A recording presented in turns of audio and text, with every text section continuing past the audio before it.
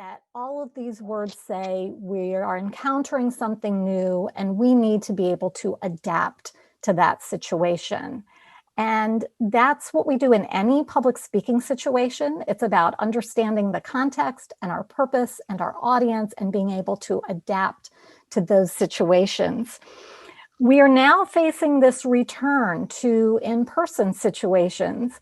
And so we're, in a way, having to adapt again because in person will be different as we return to in person. I think that virtual meetings are not going away. We will find ourselves in hybrid situations.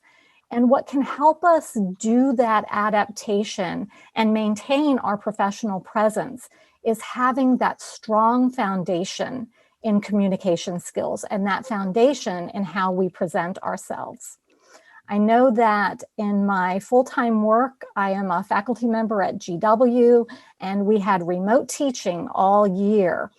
And having a strong foundation of having my courses already well organized really made that transition so much easier for me. And even at Spoken with Authority, we had been doing coaching via Zoom for several years. And so we were able to make that transition more easily.